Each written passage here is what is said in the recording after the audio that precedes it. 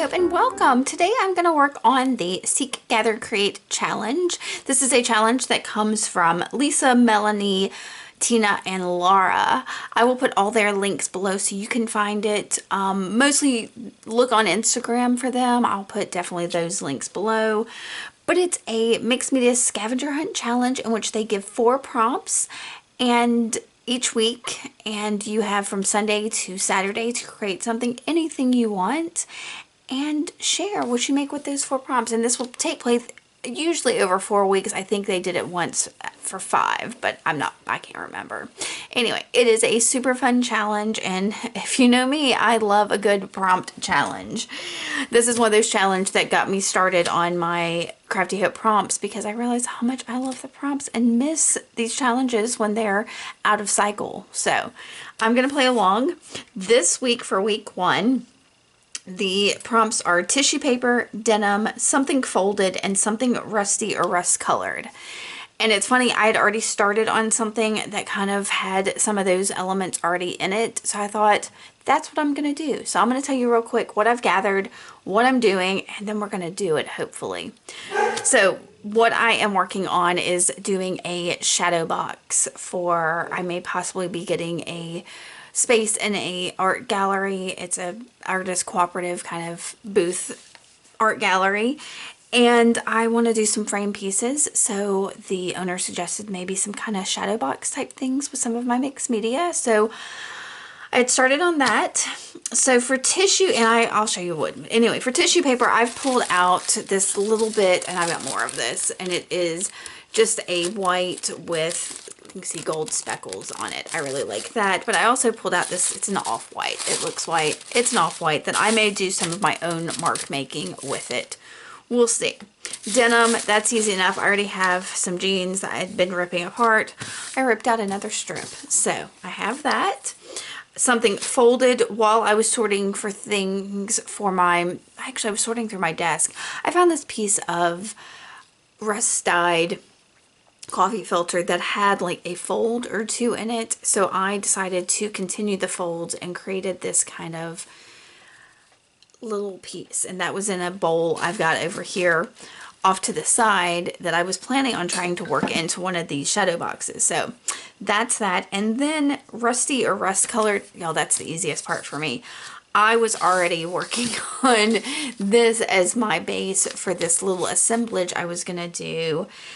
And it is a piece of rust-dyed fabric that I have slow stitched on. So, and I was working on it last night before I even saw what the prompts were this morning. So I was like, you know what, I'm gonna do it. I also have some other rusty things. I've got this like little back of a drawer pull on a scutcheon. I can spell it, but I can't see it. I've got some rusty washers here, and I've got a whole container here, y'all, of rusty safety pins. So I've got plenty of rusty and rust colored things. So we'll see. I may have to back away from that. But what I'm doing is this is just a piece of foam core that I have covered with dictionary paper. And that's kind of my base to raise it off the back in the shadow box. And I'll show you. This is the back panel of the shadow box. I had started to paint it with gesso, but it was taking a lot of coats and getting some texture I didn't want. So I've got a piece of watercolor paper here that I think I'm gonna end up using as the back of this. So I want to make this little piece, use these elements, and I'm gonna get started on it. So I have to admit, I felt like a little bit like I was cheating because some of these elements were already gathered, but this also really prompted me to get this art piece done. And I didn't have the denim gathered, and that really helped me make some decisions. And so I've cut down this piece of my jeans. I'm cutting it down, making sure I tear it because I really like the frayed edges over the top of that lifted portion with the foam core. So I'm trying to get that down to about the size that I want. I have to say that I'm not super keen on these jeans. They are super stretchy. They've got lots of, what do you call it? Like spandex. Is it spandex? Like elastic in them. So they don't fray exactly the same way that like real denim jeans would. But it's what I have, so I'm using it. So once I get that down to size, making sure that it's a little bit bigger than that piece of slow stitch fabric I have. And I'm going to look at things. There's that coffee filter that's also rust dyed. And I pull in this gold tissue paper, and I look at this for a while. I cut out some of it, and I decided it was too shiny for how rustic this was going. So instead, I'm pulling out this off-white piece. I had the hardest trouble tearing like a long strip of it. There was something like the grains of it, maybe. You know how when you cut meat, you should go against the grain, and I think I was trying to tear against the grain of this tissue. It just would not tear long ways. I was so frustrated. So I tried a couple different things off camera with it. You'll see here in just a second that one of the things I tried was using some UV resin to make some dots on it. And while that was neat, what I do here in a second, I'm going to grab my matte gel medium and a paintbrush and go to glue down this piece of tissue paper on top. Oh, first I'm going to go ahead and glue down my slow stitch piece to my denim, just to go ahead and get that taken care of. So yeah, I'm using matte gel medium because fabric to fabric, I wanted something kind of sturdy. I need to break down and get some Fabri-Tac because that probably is the best thing to use. So at some point I'll do that. I have so many adhesive already that I tend to use what works best that I've already got. So now that that is glued, I'm going to, and I wanted to glue this face down because I want the shiny of the resin. I just kind of wanted the transparent dots to show through. And is it dawning on some of y'all what's about to happen here? I'm going to glue this face down, and once I get it glued down, I realize that the matte gel is going to make the tissue paper itself disappear. So the whole thing is just a cloudy mess of nonsense. You can't see the dots, you can't see the tissue. Look at that. It's ridiculous. So I'm immediately like, no, what are you doing? That's basically like the tissue paper has no purpose to it. So I pulled that off. I got another piece of this. Look at me, still trying to tear it long ways and just struggling. So I grab another piece of that tissue paper and I go for some acrylic inks. First, I grab Amsterdam Primary Cyan, and then I know it's a little bit too blue because I'm trying to match that denim a little bit, so I grabbed some Payne's Gray also, and I'm going to do 2 or 3, actually I think it was 3 or 4 drops of each in my little palette and mix them together. But it's almost like when I do this that they almost separate, because look at me mixing, but the colors you can see in some cases where there's more Payne's Gray and more of the cyan. It's really kind of neat. I don't know why it did that. But I am making these circles. I did these similar circles in my Makes Me a Bookmarks on, I don't remember if it was on tissue paper or deli paper. But anyway, and I really liked how the circles came out. So I was like, you know what? I'm just going to do that again. I like these messy circles. And so the idea for this is I'm going to put this layer of tissue on top of that slow stitched fabric, and only the circles will show up. That's the idea. It doesn't work perfectly because I didn't adhere it almost completely, but it gives it a really neat texture in the back. So while that is drying, I pull in this escutcheon. I think that's how you say it. It basically is an ornamental element that goes behind like a keyhole or a door handle or something like that. So this rusty escutcheon and some rusty wire. And I wanted to fill in the holes on the escutcheon because I didn't want too much of the white peeking through. I wanted it to be as rusty as possible. So I am using round nose pliers just to twirl down each side of this, and when I get to the hole, I'm just kind of flattening out that spiral and making sure it covers up that hole. So I'm going to do this on both sides. This side, I left the wire a little bit longer than the original side, just to give it a little bit of, so it's not so matchy on both sides. but I'm just rolling down those round nose pliers. If you had like a skewer or something, you could probably do the same thing without the round nose pliers. But do be careful with the wire and don't poke yourself. It is rusty. You don't want to have to go get a tetanus shot.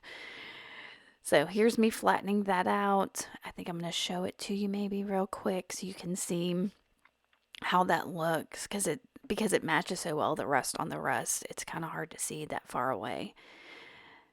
And I'm liking that. So there you can kind of see my little swirls. I'm going to put that aside and come back to that tissue paper now that it is dry and try again to tear it down a little bit. I don't know what was wrong with this tissue paper. It was so crazy. I may have to go get some other white tissue paper and see if I have the same problem with it.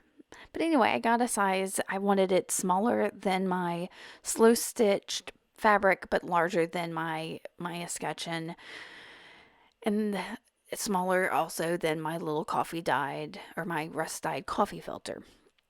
So I'm moving those things around, looking at them. In a second here, I turn. Oh, it's not quite yet, but I'm going to go ahead and glue down that tissue paper, get it down, stop fiddling, and just get it down.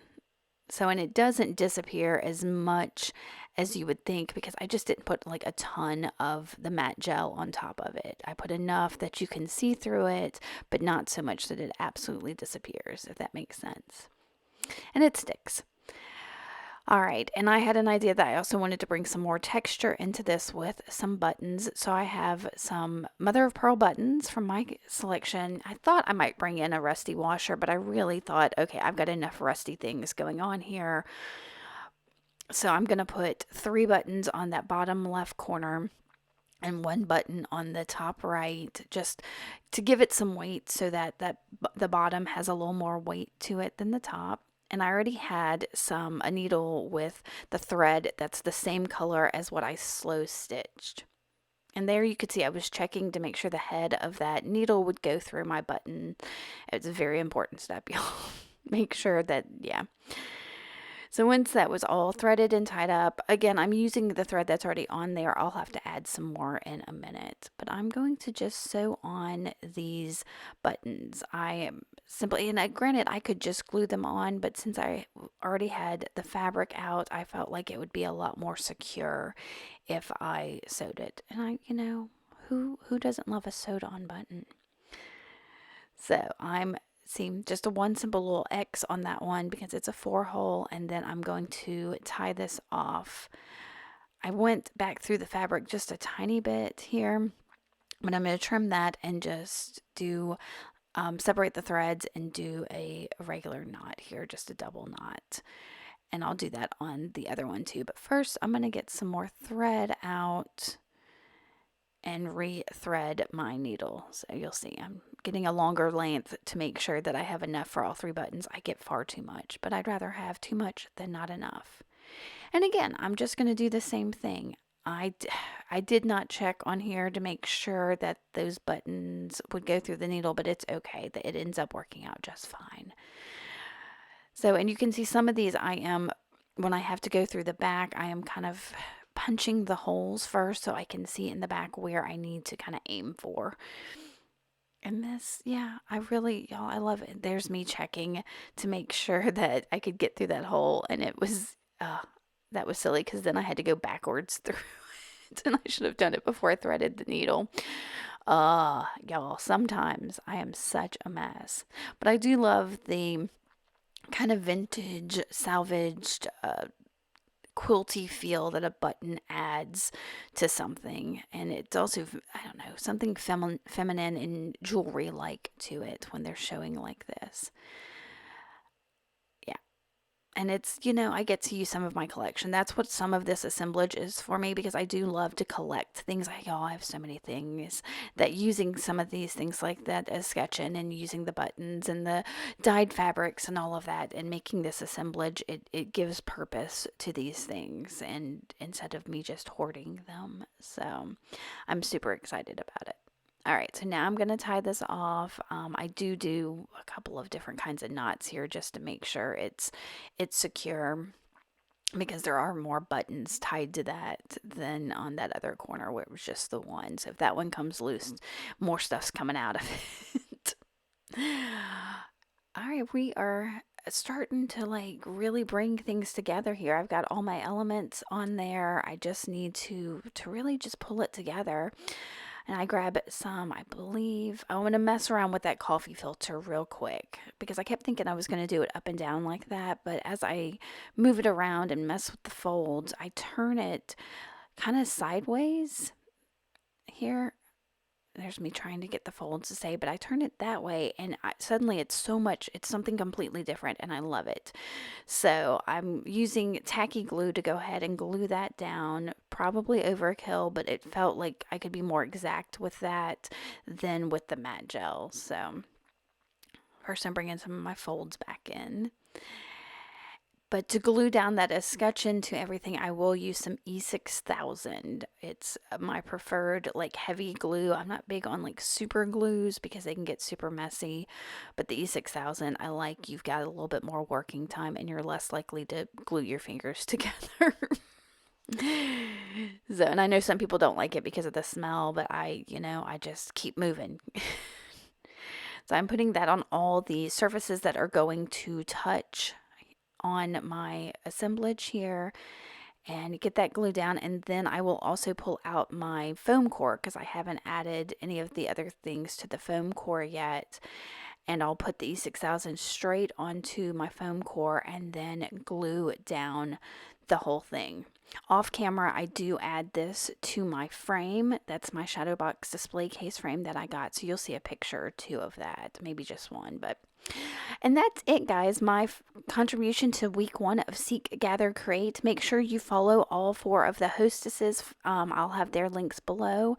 Let me know if you have any questions about this, if any of this was confusing or, whatever. If you want more information from me, I would love to have a conversation with you about it. Thanks so much for coming by and watching. Make sure you give me a thumbs up if you like this and hit that subscribe button if you're not subscribed yet. I would love to see more from you. All right, guys, thanks so much for watching. I will see y'all later. Bye.